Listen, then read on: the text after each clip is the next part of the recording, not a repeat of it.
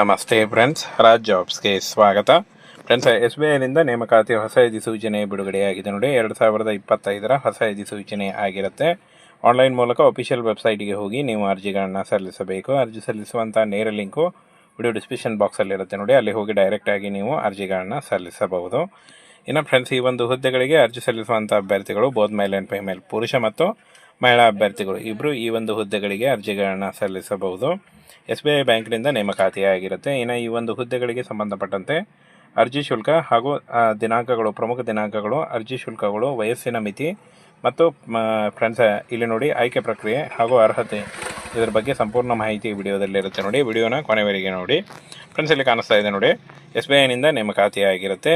ಹಾಗೆ ವಿಶೇಷ ಕೇಡರ್ ಅಧಿಕಾರಿ ಹಾಗೂ ಕ್ಲರ್ಕ್ ಇನ್ನೂ ಉಳಿದಂಥ ಉದ್ಯೋಗಗಳಿಗೆ ನೇಮಕಾತಿ ನಡೀತಾ ಇದೆ. ಸಹಾಯಕ ವ್ಯವಸ್ಥಾಪಕರು ಹುದ್ದೆಗಳು ಕೂಡ ಇದ್ದಾವೆ. ಒಟ್ಟು 8600 ಹುದ್ದೆಗಳಿದಾವೆ ನೋಡಿ ಟೋಟಲ್ ಆಗಿ. ಇನ್ನು ಆನ್ಲೈನ್ ಮೂಲಕ ಅಫಿಷಿಯಲ್ ವೆಬ್ಸೈಟ್ಗೆ ಹೋಗಿ ನೀವು ಅರ್ಜಿಗಳನ್ನು ಸಲ್ಲಿಸಬಹುದು. ಇನ್ನು ಅಖಿಲ ಭಾರತದಿಂದ ಪುರುಷ ಮತ್ತು ಮಹಿಳಾ ಅಭ್ಯರ್ಥಿಗಳು ಇಬ್ಬರು ಈ ಒಂದು ಹುದ್ದೆಗಳಿಗೆ ಅರ್ಜಿಗಳನ್ನು ಸಲ್ಲಿಸಬಹುದು.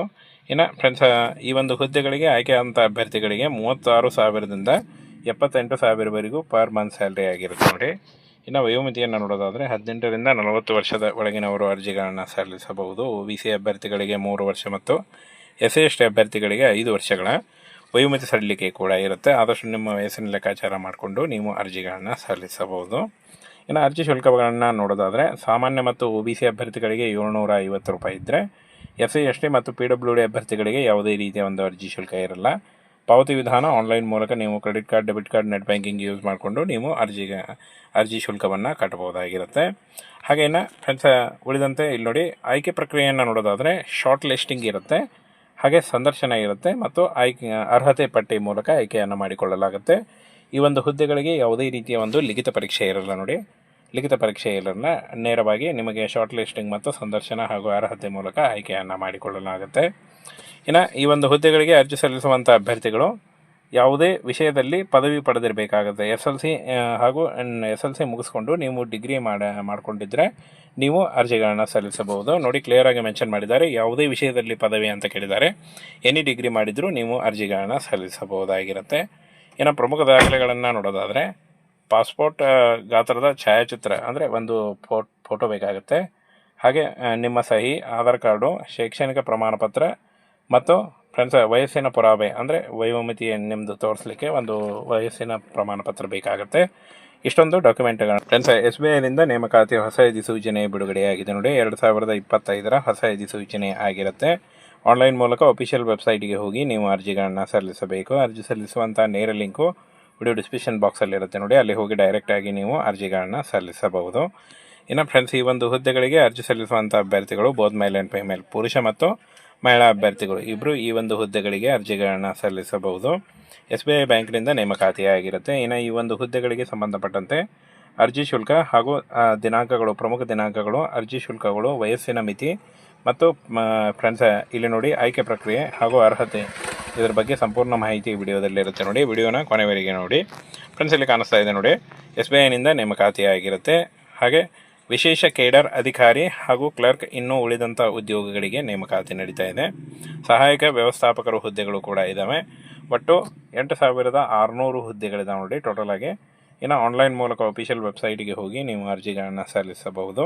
ಇನ್ನು ಅಖಿಲ ಭಾರತದಿಂದ ಪುರುಷ ಮತ್ತು ಮಹಿಳಾ ಅಭ್ಯರ್ಥಿಗಳು ಇಬ್ಬರು ಈ ಒಂದು ಹುದ್ದೆಗಳಿಗೆ ಅರ್ಜಿಗಳನ್ನು ಸಲ್ಲಿಸಬಹುದು. ಇನ್ನು ಫ್ರೆಂಡ್ಸ್, ಈ ಒಂದು ಹುದ್ದೆಗಳಿಗೆ ಆಯ್ಕೆಯಾದಂಥ ಅಭ್ಯರ್ಥಿಗಳಿಗೆ 36,000ದಿಂದ 78,000ವರೆಗೂ ಪರ್ ಮಂತ್ ಸ್ಯಾಲ್ರಿ ಆಗಿರುತ್ತೆ ನೋಡಿ.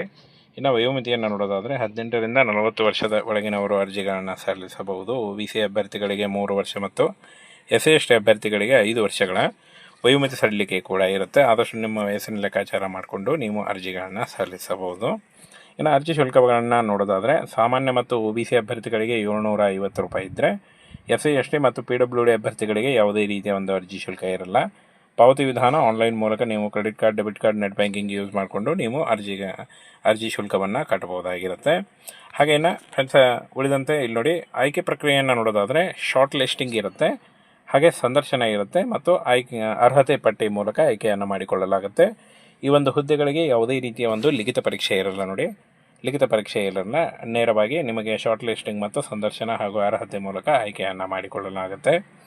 ಇನ್ನು ಈ ಒಂದು ಹುದ್ದೆಗಳಿಗೆ ಅರ್ಜಿ ಸಲ್ಲಿಸುವಂಥ ಅಭ್ಯರ್ಥಿಗಳು ಯಾವುದೇ ವಿಷಯದಲ್ಲಿ ಪದವಿ ಪಡೆದಿರಬೇಕಾಗುತ್ತೆ. SLC ಹಾಗೂ SLC ಮುಗಿಸ್ಕೊಂಡು ನೀವು ಡಿಗ್ರಿ ಮಾಡಿಕೊಂಡಿದ್ದರೆ ನೀವು ಅರ್ಜಿಗಳನ್ನು ಸಲ್ಲಿಸಬಹುದು. ನೋಡಿ, ಕ್ಲಿಯರಾಗಿ ಮೆನ್ಷನ್ ಮಾಡಿದ್ದಾರೆ. ಯಾವುದೇ ವಿಷಯದಲ್ಲಿ ಪದವಿ ಅಂತ ಕೇಳಿದ್ದಾರೆ. ಎನಿ ಡಿಗ್ರಿ ಮಾಡಿದರೂ ನೀವು ಅರ್ಜಿಗಳನ್ನು ಸಲ್ಲಿಸಬಹುದಾಗಿರುತ್ತೆ. ಇನ್ನು ಪ್ರಮುಖ ದಾಖಲೆಗಳನ್ನು ನೋಡೋದಾದರೆ ಪಾಸ್ಪೋರ್ಟ್ ಗಾತ್ರದ ಛಾಯಾಚಿತ್ರ ಅಂದರೆ ಒಂದು ಫೋಟೋ ಬೇಕಾಗುತ್ತೆ. ಹಾಗೆ ನಿಮ್ಮ ಸಹಿ, ಆಧಾರ್ ಕಾರ್ಡು, ಶೈಕ್ಷಣಿಕ ಪ್ರಮಾಣ ಪತ್ರ ಮತ್ತು ಫ್ರೆಂಡ್ಸ್ ವಯಸ್ಸಿನ ಪುರಾವೆ ಅಂದರೆ ವಯೋಮಿತಿ ನಿಮ್ಮದು ತೋರಿಸಲಿಕ್ಕೆ ಒಂದು ವಯಸ್ಸಿನ ಪ್ರಮಾಣ ಪತ್ರ ಬೇಕಾಗುತ್ತೆ. ಇಷ್ಟೊಂದು ಡಾಕ್ಯುಮೆಂಟ್ಗಳು